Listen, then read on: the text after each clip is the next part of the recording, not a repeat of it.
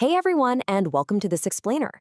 If you're building a business right now, you already know early growth is absolutely critical. But trying to navigate that growth without the right metrics?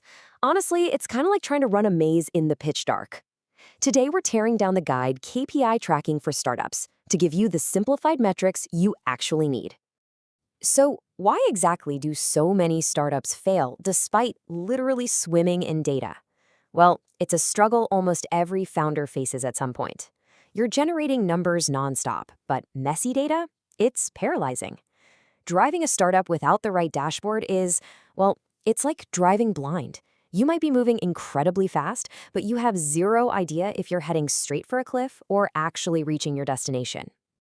Okay, let's dive into this. Here is our step-by-step playbook to rescue you from vanity metrics.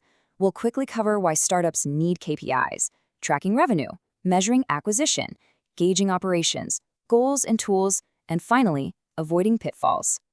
Section 1. Why startups need KPIs.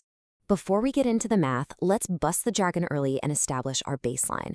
KPIs, or Key Performance Indicators, are essentially measurable ways to check how well a startup is doing financially, operationally, and with customers. They aren't just corporate speak, they're your early warning system. They help you step back from the daily grind, spot real trends, find what needs bettering, and stay on course. Relying purely on a founder's intuition might get you off the ground, but trust me, it simply doesn't scale. Section 2. Tracking essential revenue metrics. First up in the revenue bucket is MRR, or monthly recurring revenue. For a startup, predictability is literally everything. You've probably spent entirely too much time refreshing your dashboard to watch this number change. But MRR isn't just about cash in the bank today. It's the lifeblood and compounding baseline that dictates your future strategies. If your MRR isn't reliable, your cash flow forecasts are basically fiction, and your hiring decisions become a massive gamble. Now, what's really interesting about this next one is how it shifts your focus. We're talking about CLV, your customer lifetime value. This metric completely changes your perspective from a one-off quick sale to a long-term relationship. Knowing exactly what a customer is worth to you over their lifetime allows you to confidently adjust your pricing. And, crucially, it tells you exactly how aggressively you can spend on marketing to acquire them in the first place. So, how do these two compare? Well, these powerhouses actually work in tandem. MRR is your heartbeat. It pays the bills today with predictable monthly revenue. CLV, on the other hand, is your total lifetime value horizon. Visually summarizing these shows how tracking both prevents you from over-optimizing for short-term cash grabs, helping you inform really smart long-term growth decisions. Section 3. Measuring customer acquisition. This brings us to CAC, your customer acquisition cost. We all know this is what it costs to buy a new customer. You literally just divide your marketing and sales costs by your number of new customers. But the real insight here is capital efficiency. You want this number as low as possible, right? Because a lower CAC means you're getting customers way more efficiently. A consistently low CAC proves to investors that your marketing engine is a highly scalable machine, not just a money pit.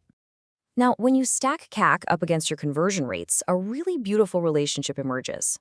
While CAC measures the marketing efficiency in dollars spent, your conversion rate measures the percentage of potential customers actually completing an action. By smoothing out your website or your sales process, you organically boost those conversions. And guess what? That directly drives down your costs. It's the ultimate win-win loop. Section 4. Gauging operational efficiency. Internally, the metric you absolutely must watch like a hawk is your churn rate. This is the rate at which customers just stop using your product. Listen, high churn is a massive red flag. It's the market screaming at you that you have unhappy customers, wrong pricing, or maybe just really strong competition. If your churn is high, pouring more money into marketing is literally like trying to carry water in a leaky bucket. And then there's the metric that keeps every founder up at 3 a.m., burn rate. Simply put, how fast are you torching through your money? Tracking your burn rate is absolutely non-negotiable.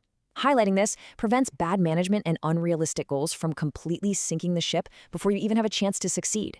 Section 5. Setting goals and using tools.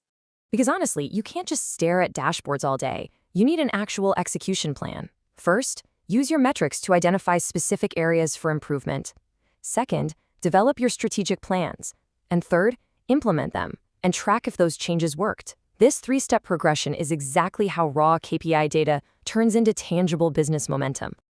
So the crucial point here is setting SMART goals. We've all heard the acronym: specific, measurable, achievable, relevant. But in a startup, vague wishes are literally a death sentence. If you can't quantify a goal, you can't track it. Every single objective must be quantified and tied directly back to your overall strategy.